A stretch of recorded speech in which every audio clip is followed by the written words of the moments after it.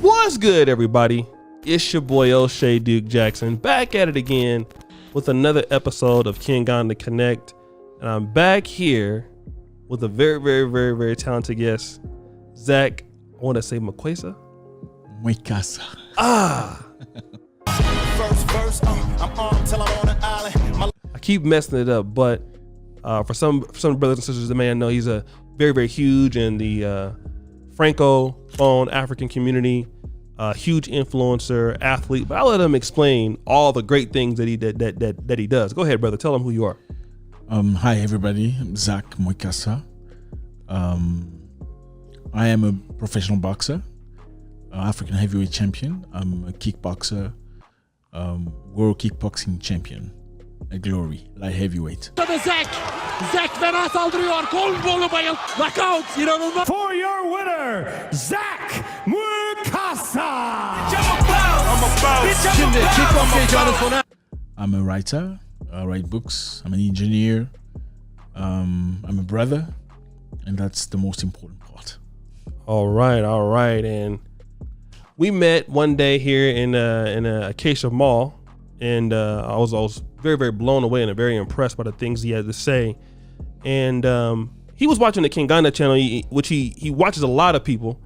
But one of the things we talked about was this whole idea of repatriation. And not only does he watch African American YouTube channels, but those who are in Africa, like the Bag family, you watch them also. Oh yes. And you've noticed that with some African American creators or people who are visiting Africa, they get upset if they go to an African country, and when they hear the accent, if they're in the market, the price goes up. And a lot of African Americans tend to feel very offended and take that personal. Yeah. But you've helped me realize something. Should they take it personal? Absolutely not. Why is that? Because I experienced the very same thing. You know, being an African, when I go to the market, they look at you, they scan you. If you look good, you're well dressed, price goes up. Okay. So it has nothing to do with the fact of being African American or foreigner in the country. It has everything to do with the mentality of the seller. Now, we need to understand that most of these people come from very poor background. Okay. And they try and make as much as possible gain as they can. Okay. So when they see somebody that doesn't understand the market, okay, they see it as an opportunity for them to bring more bread home. Wow. So one needs to keep in mind that they're not evil. They would not do something bad to you. Okay. They're not ready to kill you just because the price is up. Absolutely not. They see it, unfortunately, as an opportunity for them to do better with their families. Right. So this happens to Africans as well. If you sound different, okay, whether you're not, but even if you're local, if you look like you come from the upper class, the price changes. Right. If you come to a country, let me say, coming from Nigeria to Uganda, looking for taxi, you're probably going to be overcharged. So it has nothing to do with African Americans only, exclusively. Right. If you, a Caucasian, for instance, you come to Africa looking for something, they're probably going to overcharge you. Probably. So don't feel offended with that. I think we need to not take things personally. Everywhere we live, like I said earlier, you find good people and bad people. Right. You cannot judge a community based on experience you've had with 1 or 2 or 3 or 4 people. Let me talk about this, because you gave me a very great story about mixed people. I'm taking you back to our conversation we had initially. Okay. And you were talking about that people in, I don't know if it was the Congo or someplace, even South Africa, because you live there now, but you're saying that, you know, a lot of people that are light-skinned, people look at them as if they're better. And you always thought that mixed people or light-skinned people had a better experience. Yes. Until what happened one day? So basically, a lot of mixed people, mixed race, whatever you call it, tend to have their own community. They always tend to separate themselves. Right. And a lot of people are frustrated with that in many African countries. Okay. Why do you set yourself apart? Why don't you mingle with everybody else? Mm-hmm. Do you perhaps feel better than we are? Mm-hmm. Do you have a superiority complex or perhaps or something like that? Mm-hmm.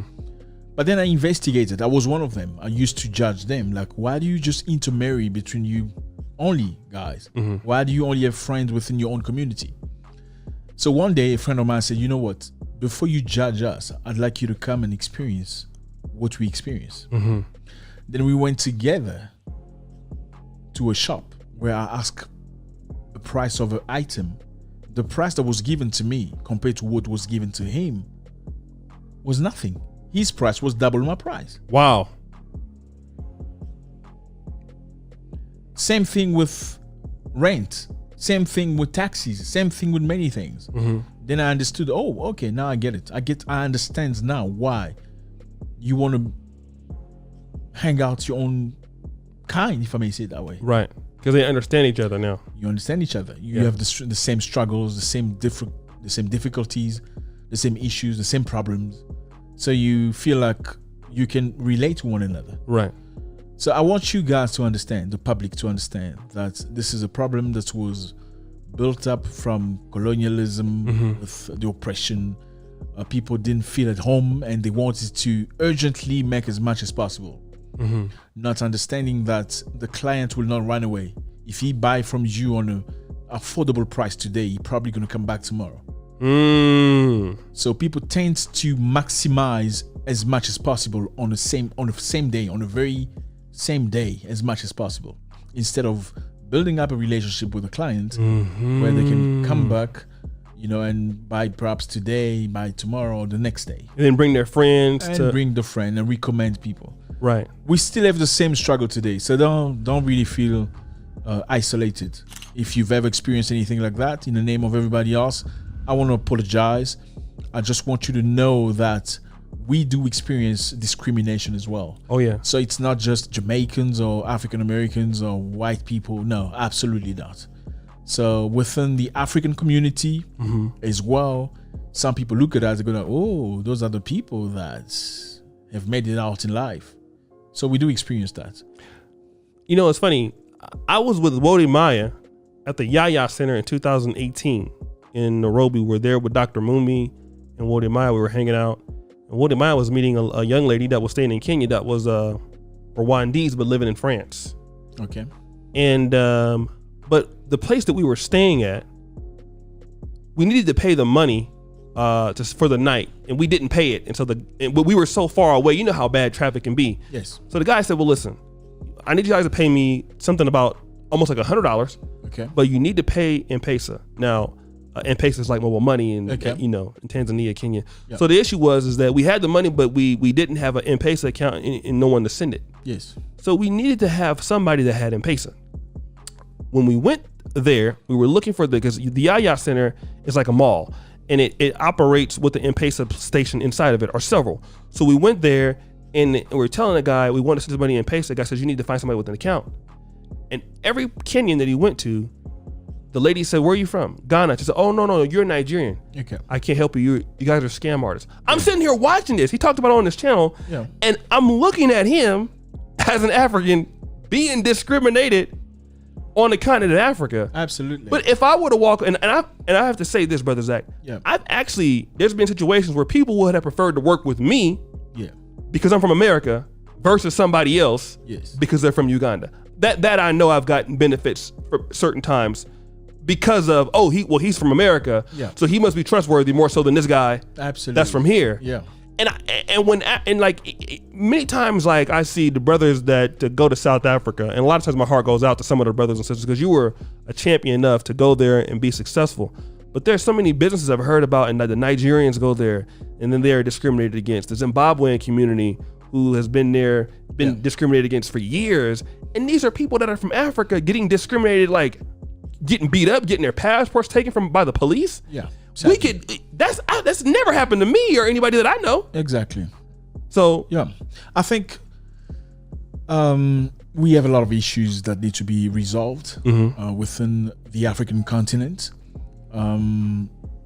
Everybody, or perhaps should I say most people, tends to generalize. Mm-hmm. I know Nigerians have built a very negative reputation. Mm-hmm. They're called drug dealers. They're called human traffickers. They're called so many other things Mm-hmm. because of some Nigerians who have done that. Yeah. Not all Nigerians are drug dealers. No, but the majority of them are not. Okay, so unfortunately, a lot of them have to wear the flag Yes. of the negative Nigerian, the drug dealer, the human trafficker, because of some stupid people who did some negative or carry on doing the negative things. Mm-hmm. So it's a real problem. We need to look at it from a different perspective. Okay. The biggest problem within humans is miscommunication or misunderstanding. Mm-hmm. Now, the problem is here, people don't give each other an opportunity to understand one another. People think they know already before the facts are done. Mm-hmm. So, you as an African American, they tend to see you as more reliable because perhaps they've had bad experience with West Africans. Mm-hmm. Which, okay, I'm glad you are a trustworthy person, but what if you were not? Right. You see what I mean? Right. So we need to look at it in a different lens and try to referee. Just Yes. like I said earlier. Yeah. Yeah. We need referees. We need people to talk about the issues. Mm-hmm. The problem with people is they don't talk about issues, and issues turn into wounds, and wounds turn into something else, and you become sick, and the society dies because people don't understand each other. Mm-hmm. We need to talk about these things. We need to come forward with solutions. Mm-hmm. The solution, in my opinion, is first of all, understand that everybody you meet need an opportunity, need a chance to prove themselves wrong, or to prove to you that they are trustworthy or not. You cannot judge people based on past experiences. It doesn't work like that. What you've experienced with John the Ugandan is not what you're going to experience with Moses the Ugandan. Right. It's not the same person or the Right. same situation. Right. Same is in America, same is Jamaica, same is everywhere else. Let me also say this, brother Zach, because you've been all, I thought I've been through a lot of places, but you've been everywhere. Yep. And experienced the highs and lows of every society, and what I can gather from knowing this is that in America, and you've been there also. Yeah. In America, it's more of an individualistic thing where you don't really need people to help you as much if you're an American. But when you come into the continent of Africa, if you don't know what the price is, then make friends with people Absolutely. who can tell you that. Absolutely. And the problem is, just like you're in Uganda, you made friends with people. They could tell you what's going on, right? Exactly. That's what you do. You need to make friends. You need to come forward. You need to connect with people. Right. People share your values, especially that. And Problem solved. Exactly. I mean, whatever you do in life, if you try to connect the dots with people that do that, wherever you want to reach out to, then reach out to those people. Right. The problem of South Africa, coming back to that, I think it's necessary to talk about that. South Africans have had a very different path compared to the rest of Africa. Black South Africans have been subjected to oppression for much more years than the rest of Africa. While Nigerians and Congolese and Ghanaians had independence within the 60s, the 1960s, South Africans were still in the shackles of apartheid, which ended in 1994. Yes. That's a lot of years. So today, a lot of black South Africans were constructed in a way that they believe that the rich person had to be white, then the next person should be them. So now when a foreigner comes in, who perhaps fights hard and does good for himself, and find himself perhaps in a middle class, above the South African, Right. poor South African, then to him that signals something is wrong. Right. The white rich guy should be ahead of me, and I should be next. And this foreigner should be after me. Yes. But he's not. Right. Then after some political guys that will come forward and say some nonsense to get votes, saying something like you don't have jobs because Zimbabweans are taking your jobs. Oh yeah. You're not doing good because Nigerians are here for their own political views, then black South Africans get frustrated. Right. The uneducated one don't understand that it's a political game. It's a card to try to get vote. Right. And instead of getting vote only, the xenophobic sentiment erupts. Right. And people do wrong things to one another. Yes. I think we need to be tolerant. We need to open up. We need to share information. We need to be a community. And how do you build a community? You build a community with accepting one another. Understand, first of all, that nobody's perfect. Right. Whether you're African American, you Jamaican, you whatever that West Indian, whatever you are from, nobody's perfect. Right. Everybody has flaws. Right. So, what do you have to offer? What are you coming up with? Okay. How can I build onto that? Right. You go find those people. Right. It's not a miracle. You don't sit right there where you are claiming that things are wrong, it's bad here, bad decision, but you have done nothing trying to find people that can complement who you are. Right. Help you build your own dreams. Right. It's your duty. It's our responsibilities. Look, everywhere you find difficulty, wherever you go, whether you go to Paris, you go to China, you go to Japan, you will find difficulties. You gotta try to make it work for you. Right. You need to play the game. It's your life. You cannot live your life based on experience about other people. Just because John fell does not mean you were gonna fail in the same route on the same situation. Right. So you need to be independent in your mind, and you need to be tolerant. I need to say one more thing. Okay. When you go to somebody's house, you gotta be respectful. Yes. When you go to somebody's house as a guest or whatever, let's say you've had issues with your house and you need to stay somewhere, and you are invited, you gotta be humble. Even if the house is dirty, you don't come up and scream, "Hey, the house is dirty. How do you live here?" You don't do that. You gotta strategize. You must be kind enough to say, "Hey guys, that's a bit dirty. I can help clean with that. I can help remove that." When you clean, they see you, and you say, "Look, it looks better like this." They say, "Oh, okay, you were right. Let's try to do your way. We think it's good." But if you come and say and start screaming, "Oh, this is dirty. How do you live like this?" You get rats and stuff like. It's not gonna be taken. Yeah. They won't appreciate you. Right. Your intention might have been good. Your ideas might have been great. But the approach, the way you come with a condescending manner, Right. Attitude. you want to try to teach people how to live. They don't want that. Right. Even if you know, there's a way you can transfer the information. You say, "Hey, my African brothers, listen, I'm from Detroit, I'm from Chicago. This is what I can bring. I see there's an issue here. It's mean there's a market. Now I'm talking as a business person. Right. Okay, as a market, we can fix this. Right. There's dirt here. How about we get a truck, remove all this dust and dirt and whatever. It's a business. We're gonna get paid for that. Right. Instead of saying, "Oh, this place is dirty. Oh, people are crazy." You get well, if you believe people don't smell good, how about you import perfume or deodorant? It's a business. Right. So see every difficulty, every challenge as an opportunity. Right. To make money. Yeah. And build the community. Both financially and absolutely. And that's one thing I love about what you do. Despite being a fighter, I saw the highlight reel of you whooping everybody's ass. You're just such a person that is passionate about bringing people together. You do that on, and we're now doing it right now in English. But I've looked at your message, that what I've seen on your page, and you empower people to solve their own problems. Yeah.